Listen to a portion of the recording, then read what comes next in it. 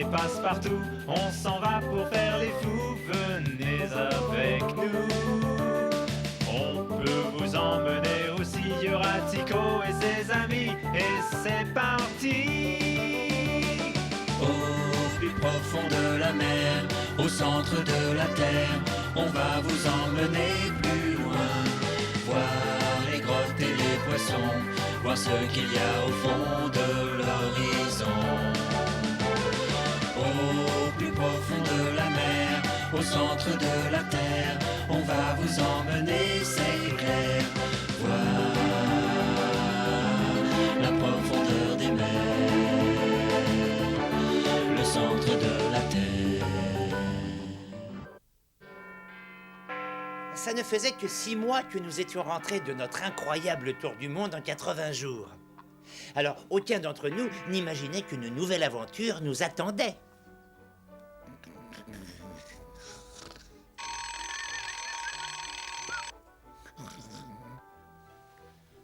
Passepartout, réveille-toi vite! Mais dépêche-toi, paresseux, c'est l'heure de te lever, t'entends? Oh, il exagère!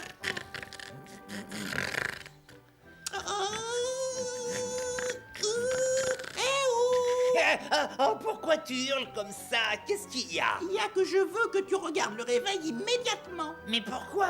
Oh, c'est épouvantable, on s'est pas réveillé. Il n'est que 8 heures, la situation n'est pas encore désespérée. Que 8 heures? Mais Monsieur Fogg prend toujours sa première tasse de thé à très exactement 8h23. Vite, dépêchons.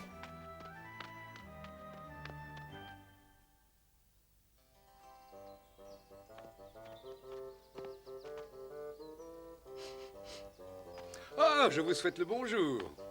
Et une fleur ravissante pour ma ravissante épouse. Vous êtes bien matinale, très chère. Oh, Phileas, vous êtes toujours aussi galant et aussi attentionné. Il fait un temps merveilleux aujourd'hui, n'est-ce pas? Oui, absolument. Et il fait suffisamment doux pour prendre le petit déjeuner dans le jardin quand Passepartout daignera le servir. La ponctualité n'est toujours pas son fort, malheureusement. Mon ami, je crois que vous devriez être moins exigeant avec ce bon Passepartout. Il m'oblige à être exigeant. La preuve, l'heure du petit déjeuner approche et je ne vois ni Passepartout ni Tico. Un retard d'1 minute ou deux est-il grave par une aussi belle journée? Un retard d'1 minute ou deux peut changer la face du monde. Les domestiques se doivent d'être ponctuels. Pour mener une vie équilibrée, il faut tenir compte de l'heure et être ponctuel en toutes circonstances. Et savoir ne pas s'impatienter. Regardez. On est ponctuel, monsieur. Passepartout a raison. Nous sommes les meilleurs valets de chambre du monde.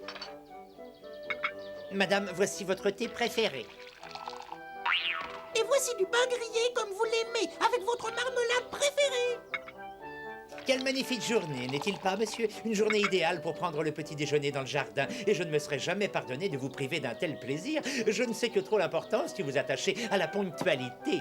Veuillez m'excuser, monsieur, mais en posant le plateau, je n'ai pas pu m'empêcher de remarquer que vous avez sorti le livre de souvenirs de notre tour du monde. C'est exact.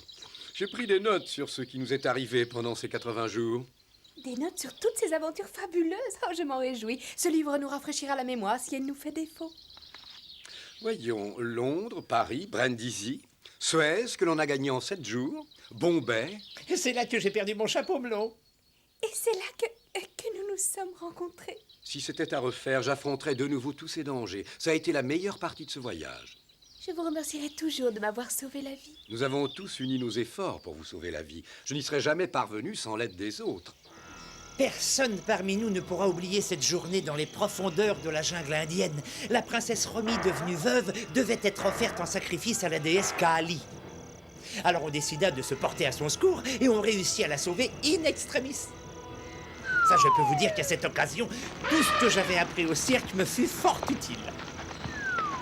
Tandis que mon ami Tico attirait l'attention des soldats, j'ai déposé la princesse sur le dos d'un éléphant. Nous l'avons mise à l'abri, puis ramenée en Angleterre. Que Phileas Fogg soit maudit. Sans lui, j'occuperai toujours mon fauteuil à la banque.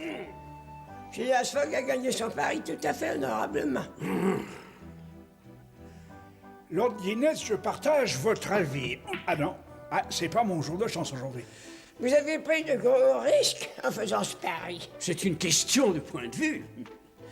Et le vôtre manque d'objectivité. Depuis le début, votre journal était du côté de cet arrogant personnage. Monsieur Sullivan, est-ce là une façon de parler d'un membre de ce club? Bon après-midi, messieurs. Je vois que vous avez commencé sans m'attendre. Oui, exprès.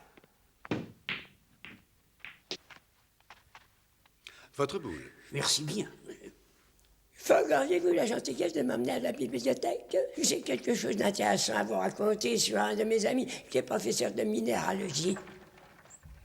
Il s'appelle Otto Lidenbrock, il vit enseigne à Hambourg, où il passe pour un vieil original, et je vous serais reconnaissant de bien vouloir l'aider dans les recherches qu'il vient d'entreprendre. Je l'aiderai avec le plus grand plaisir. Apparemment, Otto a fait une découverte très importante, mais tient à la garder secrète et a préféré ne pas m'en dire plus dans sa lettre. C'est un homme charmant, un peu bizarre, certes, et ça me distrait. Comme beaucoup de savants. Oh, mes lunettes, je vous remercie, je me demandais où elles avaient bien pu passer. Maintenant, j'y vois nettement mieux. Lidenbrock devrait venir à Londres très bientôt, j'espère que vous serez en mesure de l'aider. Monsieur Fogg, je suis le professeur Lidenbrock et voici mon neveu Axel. Je vous attendais, je vous en prie, messieurs, entrez. Vous dites que vous nous attendiez? Et tu vois, Axel, monsieur Fogg nous attendait. Lord Guinness m'a prévenu de votre visite, mais je vous en prie, ne restez pas là. Entrez donc. Passe-partout, Tico. Voulez-vous avoir l'amabilité de vous occuper des bagages de ces messieurs? Merci beaucoup. Vous avez une très belle maison.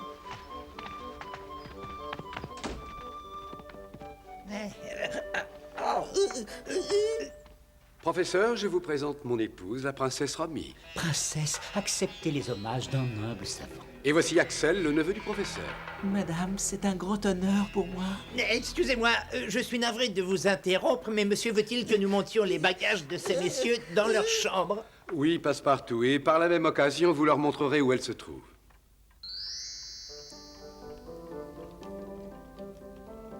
Comme vous pouvez le voir, la découverte que je viens de faire est de la plus haute importance. Et maintenant, il me reste un dernier pas à franchir. Quel est donc ce dernier pas?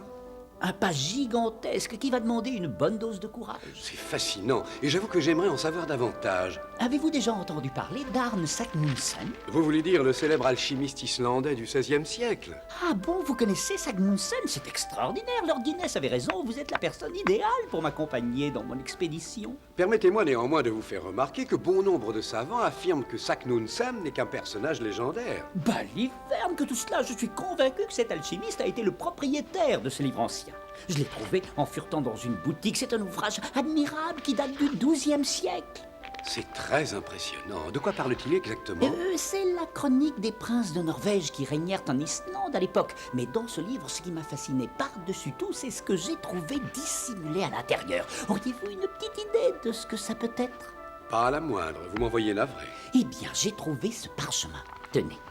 Ce message a été écrit en caractères runiques, mais 4 siècles plus tard. Il daterait donc du XVIe siècle. Je suis certain de ce que j'avance. Alors, qu'en pensez-vous? La première lettre est un double M, et vous avez raison, cette lettre n'a été introduite dans l'alphabet islandais qu'au XVIe siècle. C'est indiscutable. Quelqu'un a donc bel et bien caché ce parchemin dans ce livre. Qui aurait pu faire ça, selon vous? Pourquoi pas Arne Saknussemm? Eh bien, je vous en laisse juge. Sapristi. C'est bien le nom de Saknussemm en runique? Mais oui, bien sûr, mais je ne comprends pas le contenu du message. J'ai passé des heures à essayer de le déchiffrer. Pourtant, j'ai échoué. C'est parce qu'il s'agit d'un cryptogramme, professeur. Le sens est caché sous des lettres qui ont été mélangées. Si on parvient à remettre ces lettres dans le bon ordre, on découvrira ce que Saknussemm voulait dire. J'ai l'impression que la langue qu'il a utilisée est une langue méridionale. Du français ou de l'espagnol, ou peut-être de l'italien. Je ne suis pas de cet avis.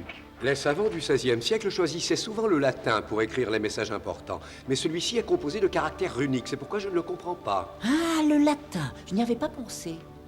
Vous êtes d'une intelligence remarquable. Oh, je vous en prie, essayez de le déchiffrer. Vous êtes mon dernier espoir. Si nous procédons de façon méthodique, je crois qu'on devrait percer le mystère de ce cryptogramme. Messieurs, le dîner est servi. Faites de votre mieux, monsieur Fogg. Merci Passepartout. Nous viendrons dîner dans quelques instants.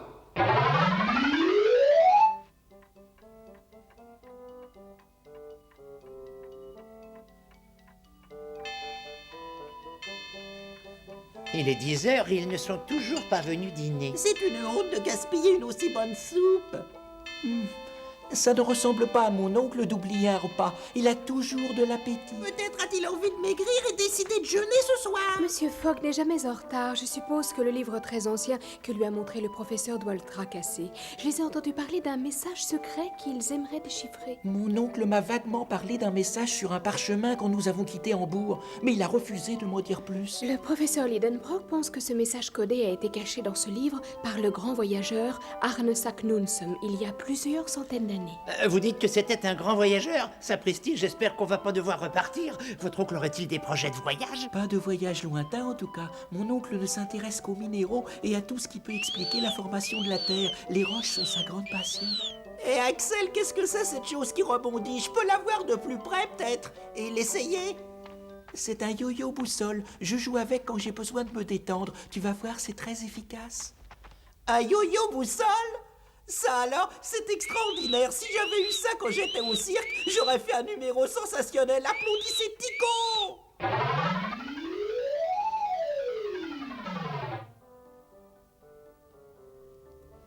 Ah, cette nuit-là, j'ai dormi comme une souche. J'étais loin de me douter que mon maître et le professeur Lidenbrock continuaient à travailler et que le résultat de leurs recherches m'amènerait à dire au revoir à Londres. Et à mon lit confortable aussi. Oh là là, pauvre innocent que j'étais.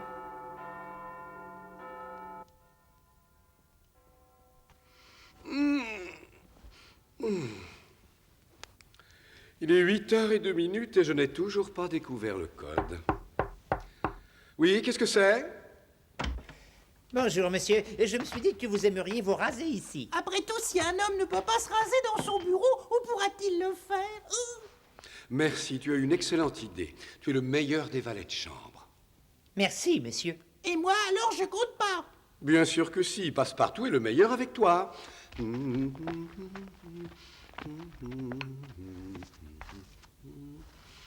Mais oui, c'est évident. Ça y est, j'ai compris. Alors, c'était le mot syndrome. Vous me suivez, non? Pas du tout, je regrette. Je ne comprends vraiment rien du tout, mais je me réjouis de voir mon maître aussi joyeux ce matin. Je me demande comment je n'y ai pas pensé plus tôt. Peu importe. Viens te mettre à côté de moi, Passepartout. Regarde dans la glace et dis-moi ce que tu lis. Alors? Centrume, monsieur. Centre en latin. Et après? Descende. Les mots ont été écrits pour être lus dans une glace. C'est un savant mélange de latin et de caractères runiques. Passepartout, prépare-toi à écrire. Tout de suite, monsieur. C'est bon, je suis prêt. Professeur, réveillez-vous, s'il vous plaît. Professeur, j'ai trouvé la clé. Quoi? Comment? Le message de Saknussemm, je crois être en mesure de le déchiffrer. Bon, voyons. Descends dans le cratère de Snaffles, non, dans le cratère de Snaffles que l'ombre du Scartaris vient caresser. Le cratère de Snaffles que l'ombre du Scartaris vient caresser au premier jour du mois de juillet. Au premier jour de juillet. Et tu y parviendras au centre de la Terre, tout comme j'ai pu le faire. Est-ce que j'ai bien entendu? Vous avez dit le centre de la Terre, c'est ça? C'est très exactement ce que j'ai dit, mon cher Passepartout. Et l'auteur de ce message est Arne Saknussemm lui-même. Ah, on va encore repartir.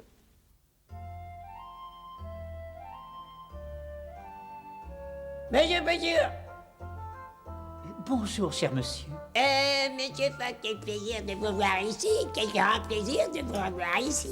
C'est très gentil, monsieur Stewart. Il est aimable et dévoué, mais il a la fâcheuse habitude de se répéter. Je suis ravi. Permettez-moi de vous présenter le professeur Lidenbrock, un minéralogiste de renommée mondiale. J'espère que nous trouverons dans cette bibliothèque de quoi l'aider dans ses recherches. Je suis ravi de vous connaître. Il y a un nombre impressionnant de livres sur ces étagères et c'est un privilège pour le pauvre petit homme de science que je suis d'avoir accès à toutes ces connaissances. Vous avez raison, mon cher professeur. Nous avons une bibliothèque tout à fait extraordinaire. Elle est à votre disposition. Si j'avais ne serait-ce qu'une de ces étagères garnies de livres dans mon université à Hambourg, je serais l'homme le plus heureux de la terre entière. Ce livre devrait nous dire s'il y a un fond de vérité dans la légende de Saknussemm.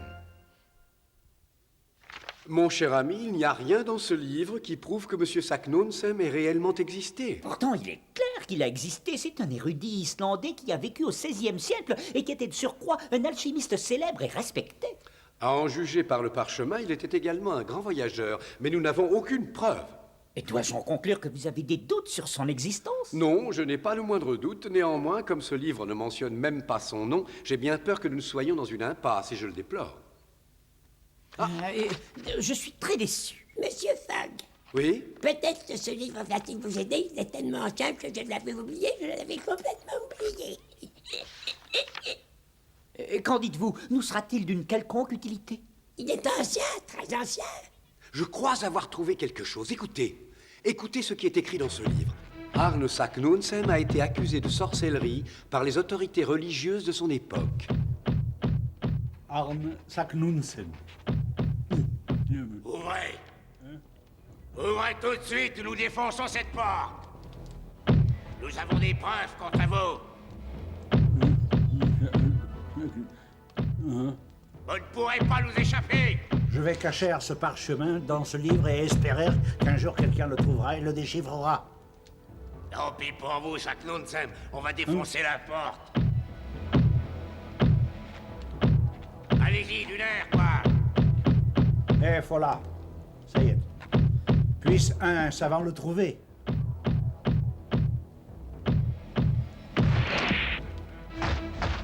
On vous arrête. De quel droit entrez-vous chez moi au beau milieu de la nuit? Je suis un honnête citoyen et non un criminel. Je n'ai rien fait de mal. Je me suis contenté de faire des études, c'est tout. De faire des études et d'écrire des bêtises et des mensonges, mais je vais faire ce qu'il faut pour y mettre un terme et pour que personne ne lise plus jamais un seul de vos livres. Brûlez-moi tout ça, débarrassez-nous de ces idiots si dangereux une fois pour toutes, ça lui apprendra. Arrêtez, vous ne savez pas ce que vous faites. Au contraire, nous savons parfaitement ce que nous faisons et vous l'avez bien mérité. Oh, oui. On sait que vous pratiquez la sorcellerie et on ne peut le tolérer. Vous ne pouvez pas demander aux gens de croire que vous êtes parvenus au centre de la Terre, c'est ridicule. Je n'ai écrit que la stricte vérité sur les choses que j'ai vues et dont j'ai fait l'expérience. Je veux partager mes découvertes et cela n'a pas à vous inquiéter.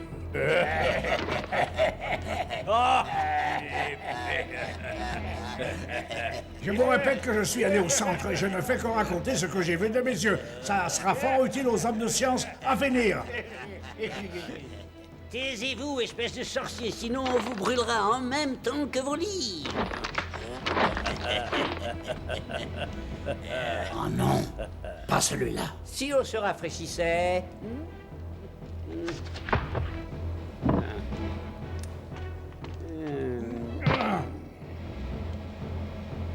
Mon parchemin. Chut, voyez le professeur. Ainsi, Arne Saknussemm a été persécuté par les autorités pour avoir essayé de raconter aux gens le récit de ses aventures. Vous voyez ce que je vous avais dit. On peut parvenir au centre de la Terre. Si j'en crois ce livre, la réalité de ce voyage n'est pas moins discutable que notre présence dans cette bibliothèque en ce moment précis. Ça me fait plaisir de voir que vous êtes content, ça me fait très plaisir. Ah oui, monsieur Stewart, je suis content et je vous remercie d'avoir une bibliothèque aussi extraordinaire. Bonjour. Professeur, j'aimerais vous présenter Ralph, qui travaille pour un de nos quotidiens. Je suis enchanté de faire votre connaissance. C'est toujours un honneur de rencontrer les amis de Monsieur Fogg. L'honneur et le plaisir sont pour moi, je peux vous l'assurer.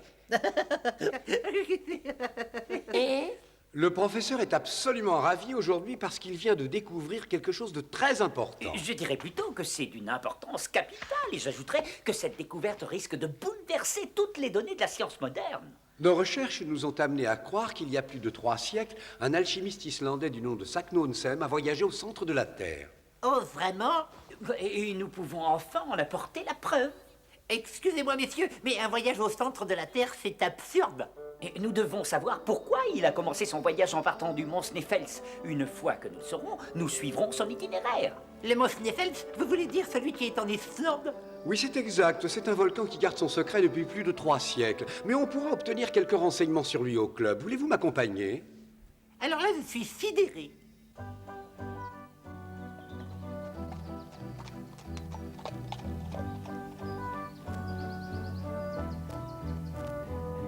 Hey, entrez.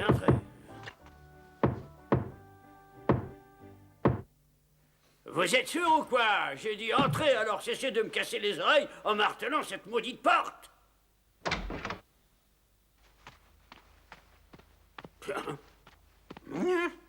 Pourrais-je savoir ce que cela signifie? Pourrais-je savoir ce que cela signifie? Bon, écoutez. Maintenant, cela suffit. Mais calmez-vous, patron, vous voyez que c'est comme moi. Ces transferts, c'était une plaisanterie, histoire de vous montrer que je suis toujours le meilleur imitateur qu'on puisse trouver. Allons. Ça, c'est toi qui le dis. Quoi qu'il en soit, ne t'avise plus de m'imiter. J'ai compris, je vous promets de ne plus recommencer. Je voulais juste vous prouver que je suis toujours aussi doué. Tu auras besoin d'être doué et en forme pour notre nouvelle affaire. Notre nouvelle affaire? Mais quel genre d'affaire? Il s'agit de paris, mon cher transfert. Je veux que tu m'aides à prendre l'argent de tous les parieurs qui sont bêtes et très naïfs. Vous pouvez compter sur moi. Parfait. Oui, au centre de la Terre. C'est une absurdité. Messieurs, durant toutes mes années en tant que banquier et aujourd'hui en tant que propriétaire d'un bureau de Paris, je n'ai jamais rien entendu d'aussi stupide. Il n'y a que vous, Phileas Fogg, pour parler d'une bêtise pareille. Ce n'est pas une bêtise. Quelqu'un y est déjà allé. Nous aussi, on va y aller. C'est juste. On ira. Ensemble, nous prouverons au monde entier que Saknunsen n'avait rien d'inventaire. Ce sera un honneur pour moi de vous aider à écrire un nouveau chapitre de l'histoire de la science. Et ce sera un honneur pour moi que vous m'accompagniez dans cette expédition. Monsieur Sullivan, les savants tels que Saknunsen ne mentent jamais. Veuillez ne pas l'oublier. Dois-je en conclure qu'avec le professeur Lidenbrock, vous avez l'intention de partir pour le centre de la Terre? Oui, effectivement. Et nous suivrons les instructions de l'alchimiste. Très bien, voyons voir si vous êtes prêt à parier sur la réussite de votre entreprise. Je parie 20 000 livres que vous ne pourrez rapporter aucun élément assez satisfaisant pour prouver que ce voyage a réellement eu lieu. Bien. Si vous arrivez à me faire mentir, les 20 000 livres seront à vous. Que les choses soient parfaitement claires, Monsieur Sullivan. Qu'y a-t-il? Est-ce que, par hasard, vous auriez changé d'avis? Certainement pas, mon cher. Quand j'ai pris une décision, j'ai l'habitude d'aller jusqu'au bout. D'après mes calculs, ce voyage devrait nous prendre 70 jours. Donc, vous aurez vos preuves avant le 23 août. Qu'il en soit ainsi, mais n'oubliez pas, les preuves doivent être irréfutables. Rapportez quelque chose que l'on puisse voir, toucher, d'accord? Pauvre fou. Et que la chance vous accompagne.